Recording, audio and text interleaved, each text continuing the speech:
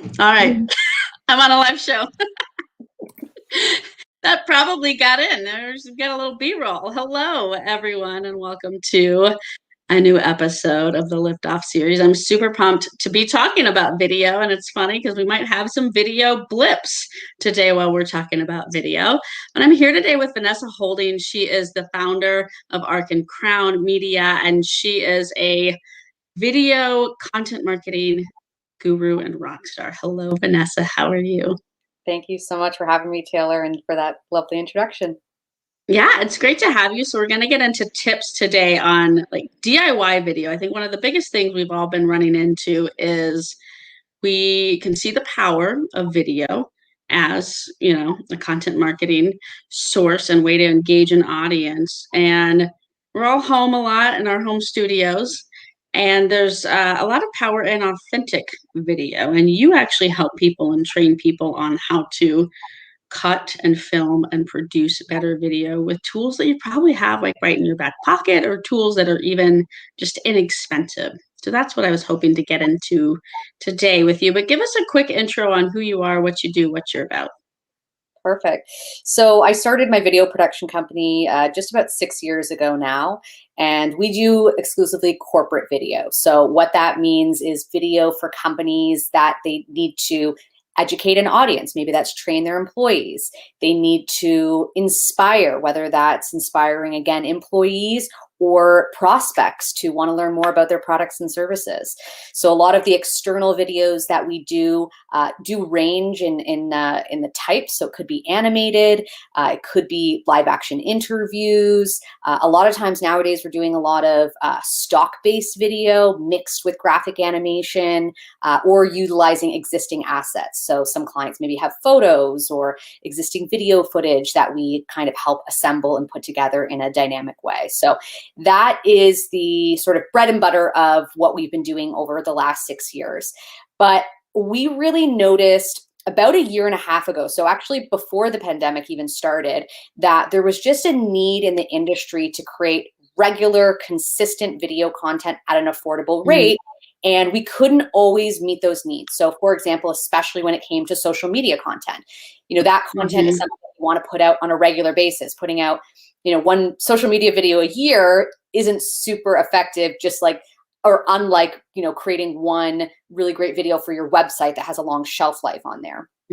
So with that, we started thinking about utilizing cell phones, because nowadays smartphones film in HD, 1080p, and in most cases even 4K, although I don't typically recommend that because the file sizes are huge. But yeah, so that's when we really started thinking about training our clients on how they could create cost-effective video content so they could put out more content on a regular basis. And I truly believe this is something that's going to only progress more and more in the coming years. I think a lot of companies of all sizes are looking at having some video content being able to be produced in-house and at a rapid rate. Because if you want something that maybe, your CEO needs to put out an address really quickly for something that just happened, and you want to, introduce your employees to that. Well, maybe you could film that immediately on your smartphone, package it up really simply, and then get that out the next day, which you wouldn't be able to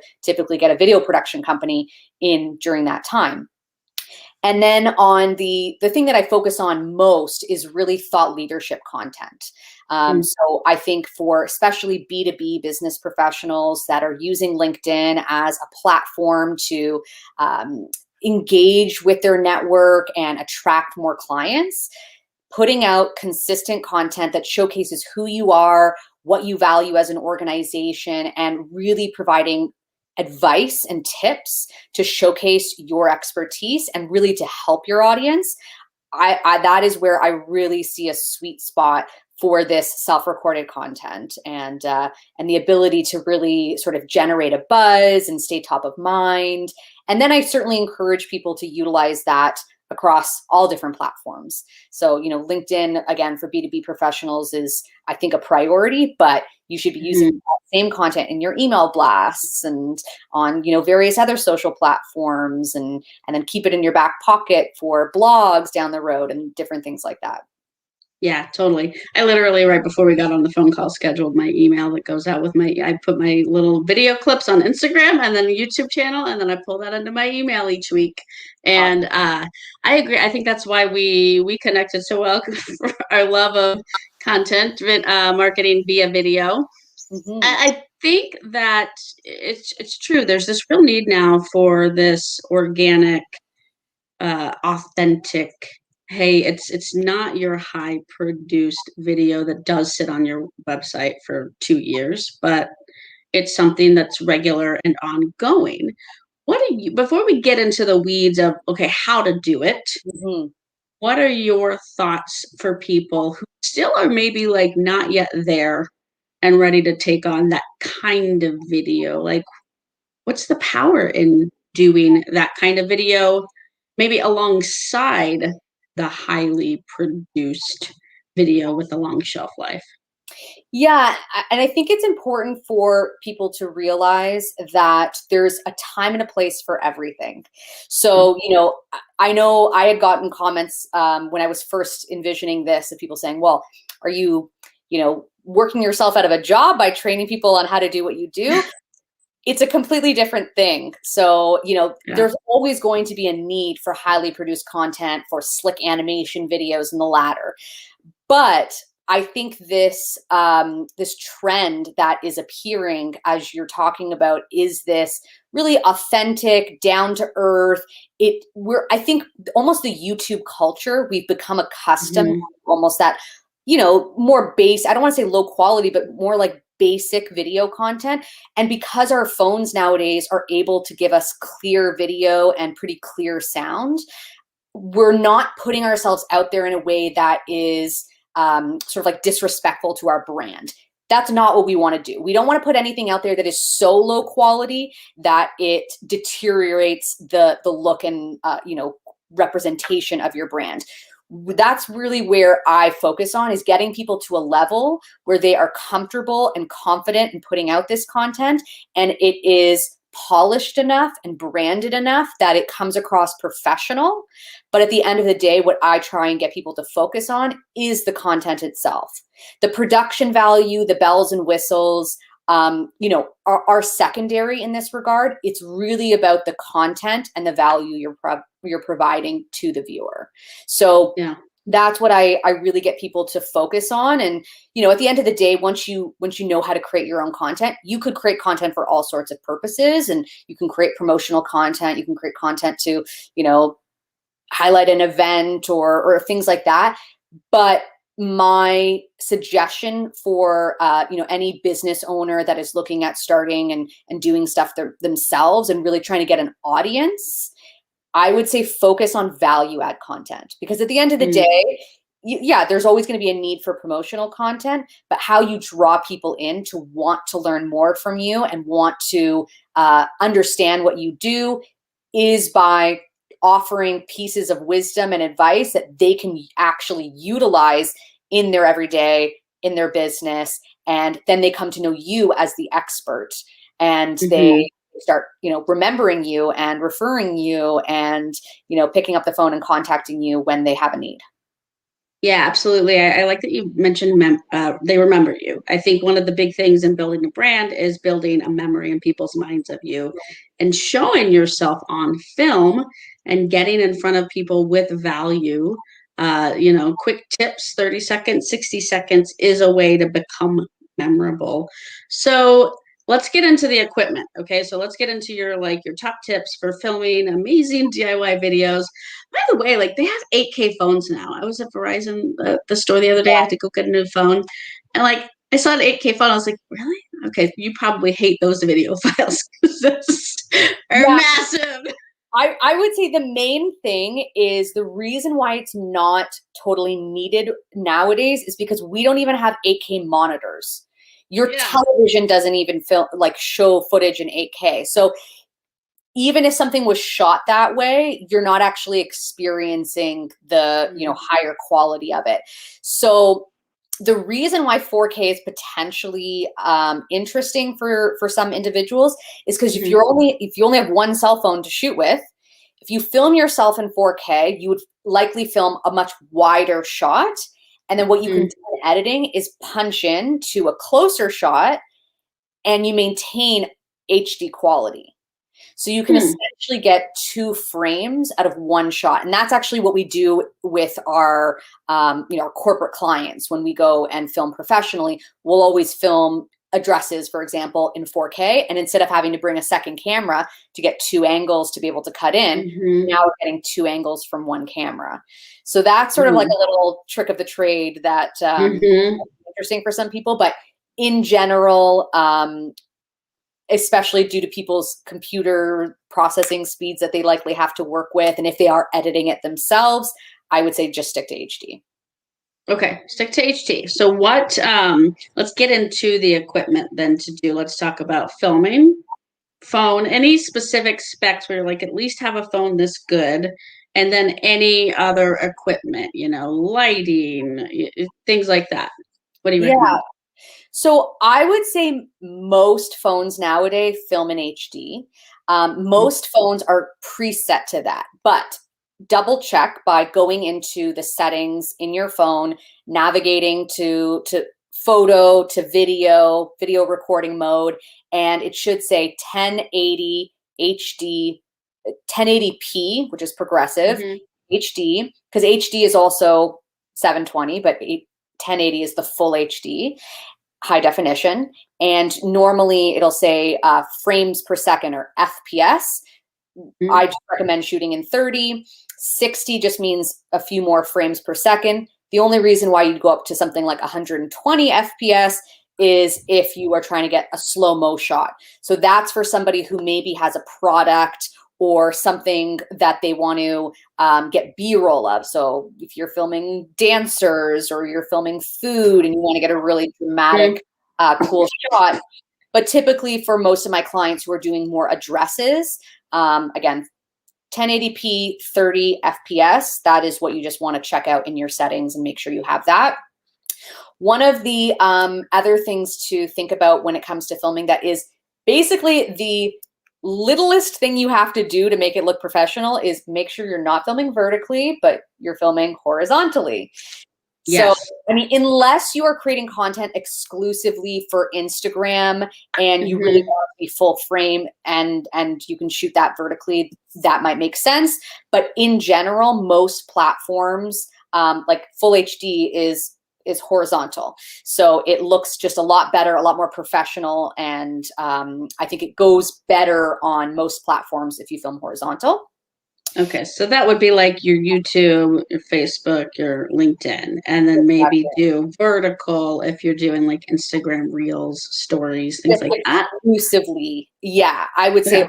But if you're like me and you want to make the most use out of your content, and you want to film something once and put it across all platforms, then I would just stick with horizontal. Yeah, okay. Other than that, other than your phone itself, and we can get into teleprompter apps as well, because that's another thing that I utilize on my phone. But the only other 2 pieces of equipment that I use are a ring light and a Lav Mic. So a ring light is a simple, pretty cost-effective light that if you Google it, Amazon has hundreds of them available. The one I use is particularly called Neewer, Neewer. They're a pretty popular brand. There are various versions of it, smaller, larger. I personally like a fairly large circle one. It's kind of like double the size of my head. And it has a clamp in the middle of it that you hooks onto your phone. And it basically serves as not only a light, but a tripod to hold your phone up, keep it steady. You don't have to be doing kind of that shaky self-recorded stuff. And what I like also about mine is that it's on a stand. So I can move it anywhere. It doesn't have to be positioned on a desk. So some people get the smaller ones that you can attach onto your laptop or you can position on your desk. That one right here. Exactly. This is a phone one. Yeah. Exactly. But personally, I think if you're going to be doing a lot of filming, investing in the one I have, I think it's just under $200 Canadian, so maybe like 150 American. And yeah, because it acts as your tripod, your light source, and you can position it anywhere. And because of the size of it, it gives off quite a bit of light. So that's the other thing. And with them, I mean, they have intensity. So as you can see, you don't want it too bright because then you start getting washed out and getting too many highlights. So I kind of usually put it on about halfway. But if I didn't have it at all, I would have not the greatest lighting. Oh, look at that. My face. So, and a lot of times these ring lights have different, like they have different light colors. Is there one that you Yes. recommend in particular for these types of videos? Does it depend on where you're sitting in the room, the natural light you get? Like what's, ooh, that looks nice. Like what you just turned on right now. So You look like you're in Hollywood. yeah, so this is, I feel like I'm at a beach because it's very yellow light.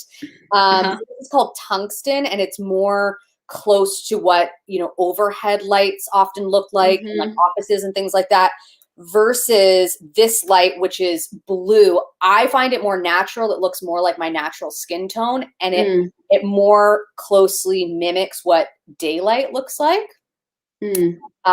So it's more of a bluey, bit more white tone to it. I personally like this just because I find it more natural. Interesting. Now I'm like, I want to change mine. So I got one of those little ones. I have a million ring lights. Ooh, as I get closer to it, like I've tried a bunch of different ones, and we can talk too about the size. I have a smaller one now that's on a clamp that can go on my monitor. A friend gave me this one that can go on your phone, so you can drop it in your purse if you're like a walk and talk video person like me. But you mentioned something about the size of the ring light too. So you talked about color and size. Do you think it's better if you can at your desk at least to have a larger one? Yes, I think it just helps kind of give you more flat lighting. If you have a smaller one, it's a little bit more of a narrow light source. So with this, it kind of can also help brighten up my background as well. I also typically so right now I'm sitting at my desk. So that's why I have, you know, my computer in front of me and my ring light basically to my left and behind. But because I have a window kind of behind me to my right, I typically, when I film my videos, turn myself around. So I use my desk as my background. I use my window as an extra light source because that helps, you know, again, make the background nice and uniform. And then I use my ring light in front of me to add extra light, make it, lighting is flattering. So the more light you have on your face, usually the more flattering it is. And again, also act as my tripod so I can, again, move that anywhere I want in the room. Okay. Okay, cool. So we've got ring light, we've got phone settings to look at, and I've been typing some of this stuff into the chat for it to show up in the comments, some of your tips. Any other equipment that you're like, hey, you got to have this? So the other two pieces of equipment that I sometimes use are a Lav Mic. So I'll show you again. This is the one I had before, the power device. It's again really cost effective. I think it was $30, and it comes with a 3.5 millimeter jack. So the only thing to keep in mind is most phones now don't take these, so you have to get an extension if you have an iPhone or a newer Android. But then you can plug that into your phone and then attach it onto your shirt, and then that acts as your mic. With my most recent phone investment, I actually find that I don't need the mic because I sit fairly close to the phone, and the phone mic is such good quality that I don't even bother with the mic. But I was just filming with a client, helping him with his self-recorded setup on Friday, and he was in an office space that had quite a bit of echo. And his newer iPhone even, you know, it was kind of causing a little bit of audio issues. So for situations like that, I think if he had a lav mic on, it's just more directional sound. Whereas when your, you know, phone is out in front of you, the mic is kind of picking up everything in the room versus the lav mic positioned right kind of below your mouth gets a little bit more directional sound. So yeah, I'd say investing in kind of testing the audio on your phone versus you know, a cost-effective lav mic could be a really good option for people. Okay, cool. There are also some other types of plug-in mics too, like some bigger ones that you can even put on the phone, right? I feel like I've seen some commercials for those. Do you ever recommend using those? And if so, when and why? Yeah, I mean, there are larger ones that you can get. There's also like desk mics. Like I know I have a couple of clients who've invested in the Mhm. Plant Ready, and those are good for, if you're podcasting or if you're always kind of positioned at a desk. And they're much higher quality. They're several $100s versus like a cheap $30 lav mic. So there's a kind of a wide range when it comes to mics. Mhm. Obviously, the more you invest, the better quality it's going to be. But I think for somebody who's just starting out, making a more kind of minimal investment and just ensuring that it works okay for your needs. This is the only other thing Mhm. to keep in mind with DIY videos. Every person's setup is going to be different. The location that they film in is going to have different reverb, different echo in the room. So you do need to kind of test things out and make sure what people are recommending works best for your unique situation. Yeah, and if you have a room that's real echoey, let's say oftentimes that happens if you're like in a room with like hardwood floors or tile or concrete floors or something like that, particularly in office space. I would say what I've found worked for me in those scenarios.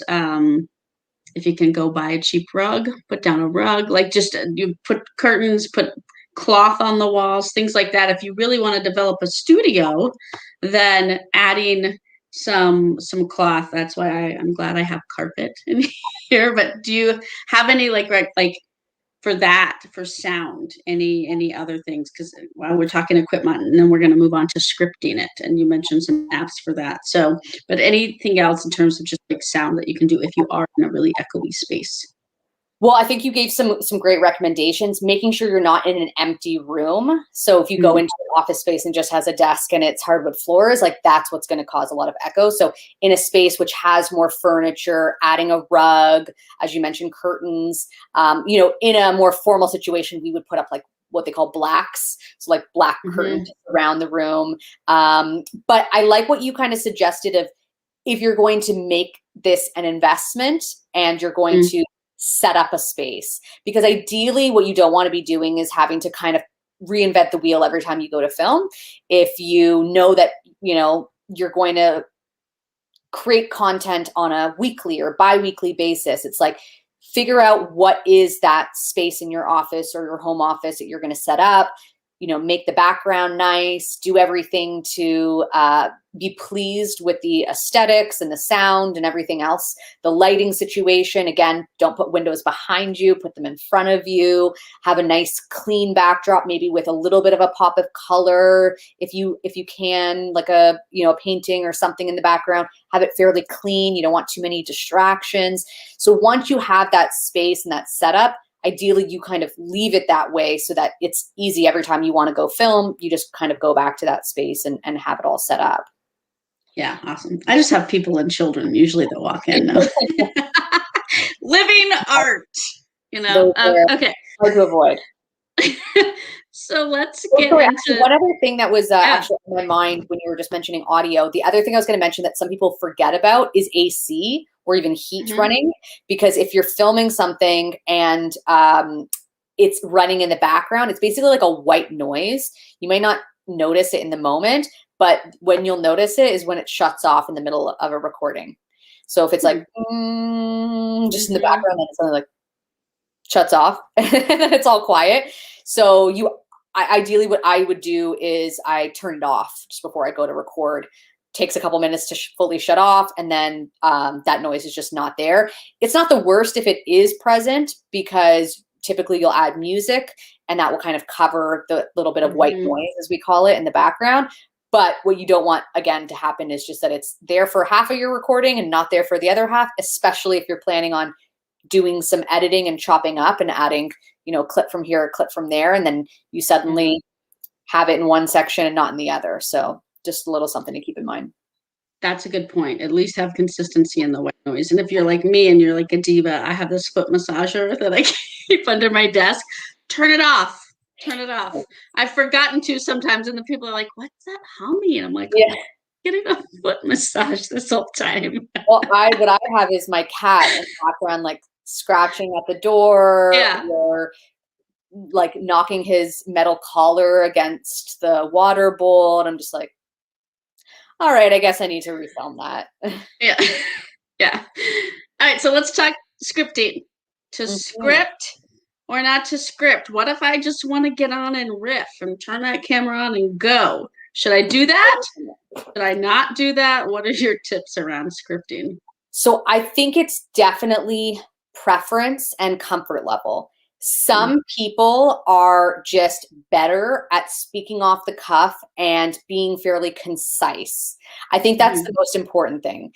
For mm, myself, I am a fast talker. I am somebody who adds too many words to things. And I also like things to kind of have a formal bow to them. mhm, So I know when I was at the start of the pandemic, when I kind of committed myself to doing weekly videos, I started off the first couple weeks doing them off the cuff, and not mhm, completely off the cuff. Like, mind you, I would always know, okay, this is my topic. Here are the three main points I want to get across, and then here's how I'm going to wrap up the video. And then I would go for it.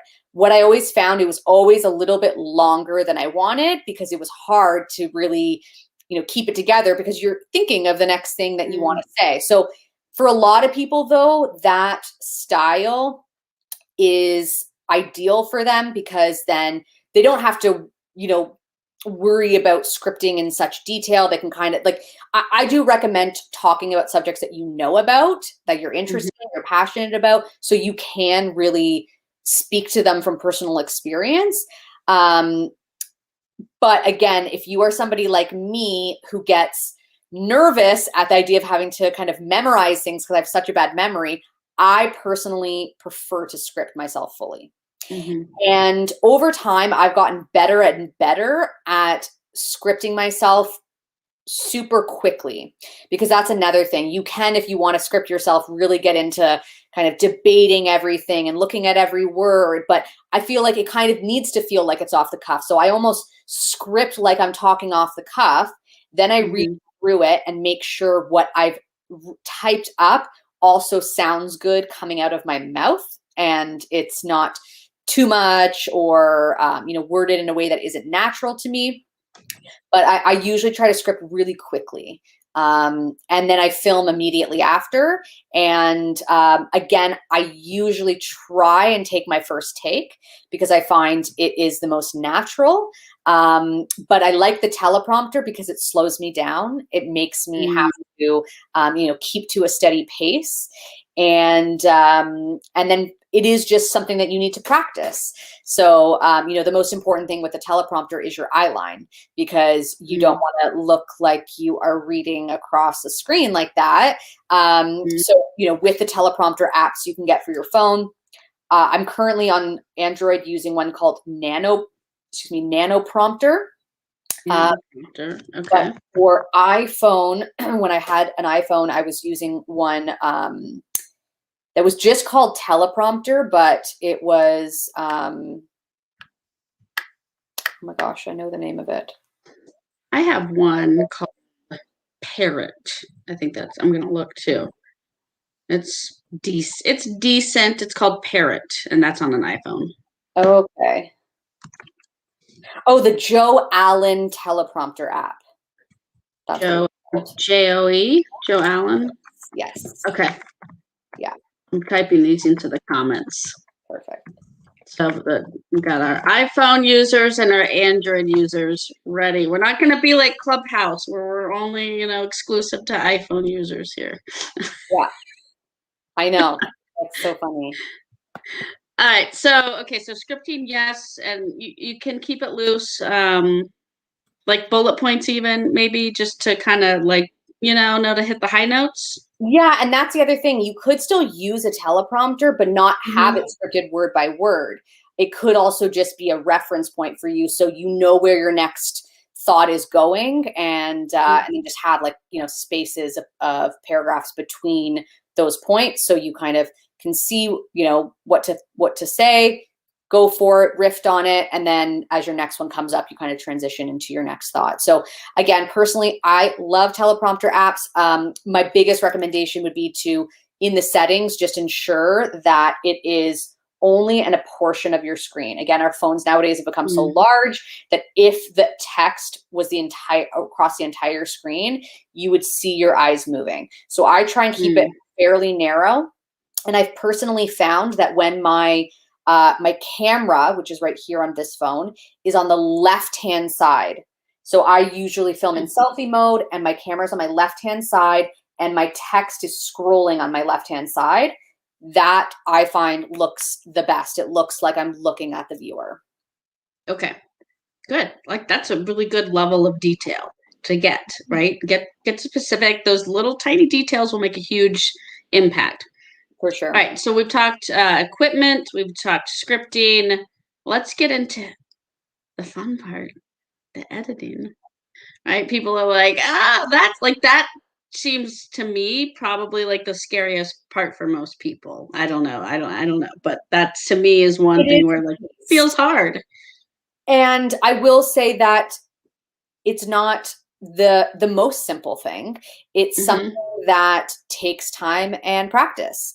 So I think you can't expect to just be an amazing editor overnight, and Mm-hmm. you can't expect it to be 2 clicks of a button and you're done. It Mm-hmm. does take time. I learned how to edit when I was in university, but I hadn't Mm-hmm. edited over the last decade. I'm not an editor by trade. I'm a video producer.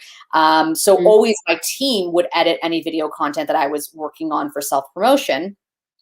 But again, when the pandemic hit and when I started helping clients with this whole process, I started doing exactly what I train clients on. So I would film on my cell phone. I would bring my content into a platform called Premiere Rush, which is the edit platform that we recommend.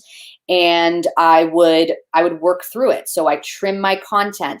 I add my music at the bottom. I add my logo animation at the end. I add my lower third nameplate animation that comes in. I add my subtitles. I clean up the color a little bit. So I do all these little things, and we have a course that trains people on how to do the editing.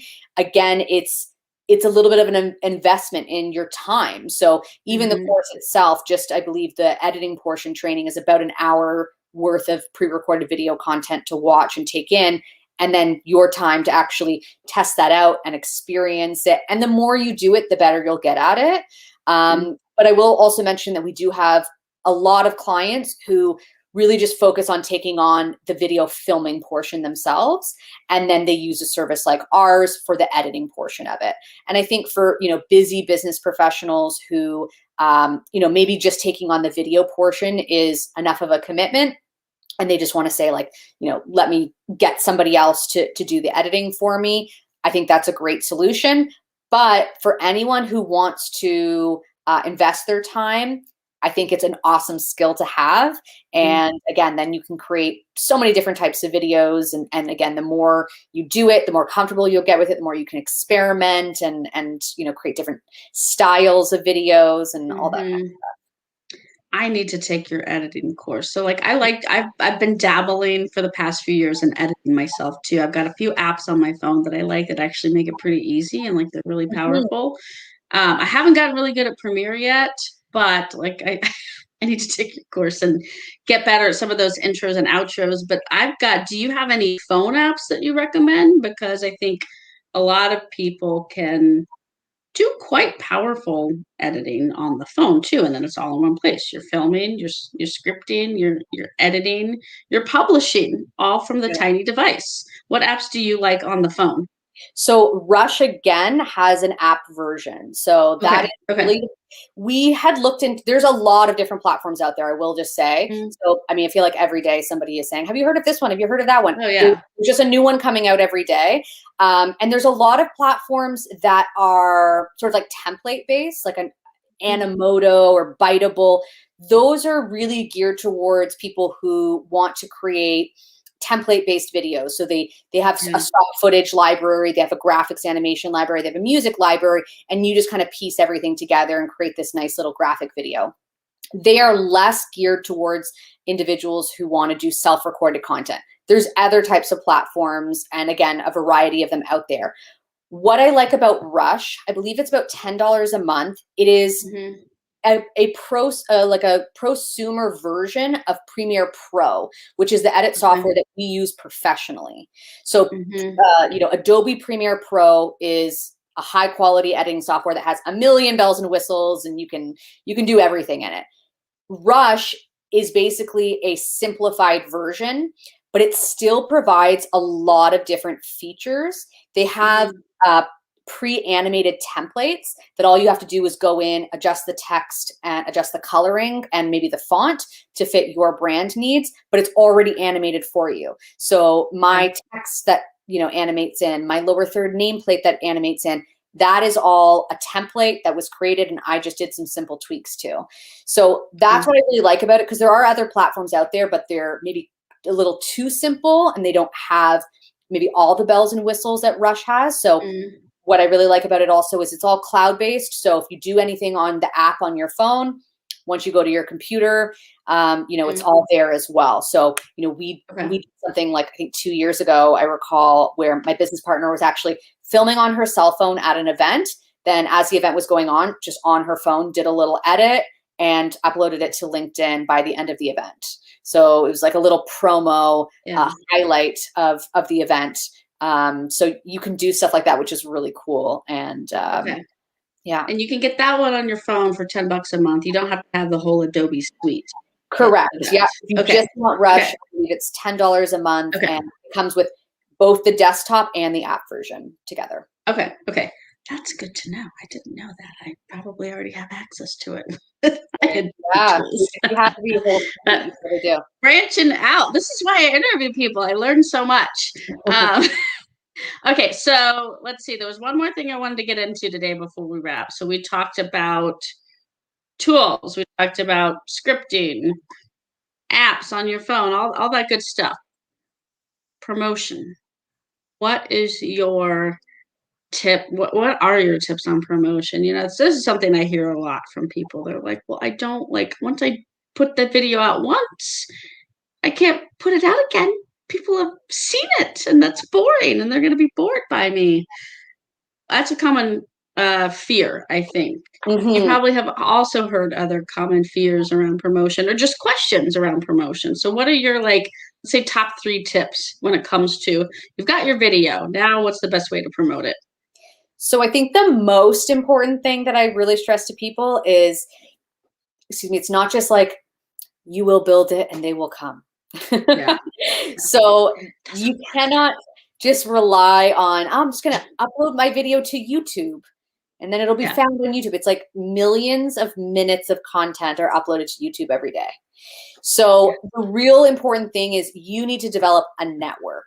So, and wherever that network is, I think what happens nowadays is people get a little bit overwhelmed because there's so many different platforms. Okay, well, I'm going to put it on YouTube, and then I have to put it on Facebook, and then I have to put it on Instagram, and then Twitter, and then LinkedIn. So my biggest recommendation is find a focus. Where is predominantly your target audience? Build up that network. So for me, as a B2B business professional, yes, I do have Instagram and Twitter and LinkedIn, and Facebook, but LinkedIn is my sort of my number one focus. So most of my content is created with my LinkedIn audience in mind, and then it's just blasted on the other channels. But, you know, LinkedIn is where I think about, really focusing on putting out my content, and I build my network on that platform. So every, prospect I meet, client I get, networking contact I connect with, I add on LinkedIn.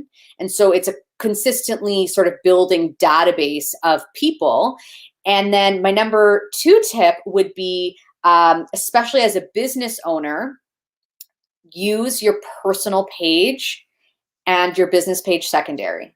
So your business page is harder to get attention on because of the algorithms, because all these social platforms want you to pay to promote your business page. So they're much more likely to promote content if you're putting it out on your personal page. And just generally, I think the psychology behind it is people are more willing to engage with your content if there is a person's face there, especially somebody that they know. So I always say put out content on your personal page and then reshare it on your business page, or vice versa. You could put it on your business page and reshare on your personal page.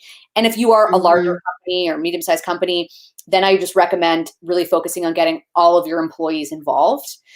So again, if the company page puts out a piece of content, send that out to all of your employees and say, hey, would love if you guys could reshare this on your, your personal LinkedIns.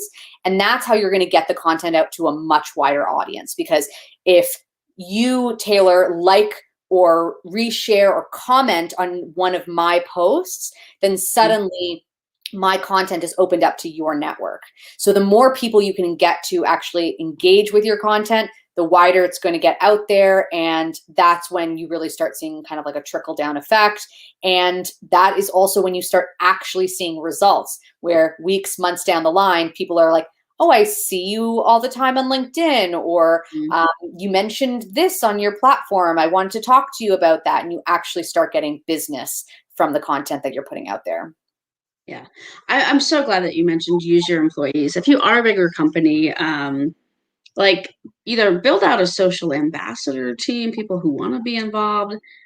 If you're brave enough, and I hope you are, to like say, hey, make your own videos, right? And here's some tips on how to do it. I'm a huge Drift fangirl. I talk about this, how I love Drift's marketing. And I remember this was maybe a year or two ago, but it still sticks with me. They were launching some product and they just had all their employees like make their own version of a video about like the launch, right? And one of the most memorable ones was some woman who was, I think she was at the top of a ski slope and she like filmed herself going down on her skis or her snowboard or something and like talking about, hey, we're launching blah, blah, blah today. And it was fun, right? And people like fun, people like the network was like reacting to it. Yeah. And then people beyond the network were also like, oh, that's fun. But yeah, you're so much more likely that you're going to get exposure and engagement if it's a real person basically putting out the content. Totally agree. Yes, absolutely. And people like to connect with humans, and a lot of people do fear like, yeah, but then what do we can't control the brand, and it's like, well, sometimes it's okay to let your people be a part of that brand. Exactly. And so this has been great. This has been super productive in terms of just like getting down into the weeds of how to make better videos on your iPhone with tools that like are easy for anyone to use and to learn. So Vanessa, I know you've got a course on this. What is the best way for people to take your course, find you online, follow along in all of your awesome video content, find you on LinkedIn? What's the best way to get in touch, stay tuned, and learn from you?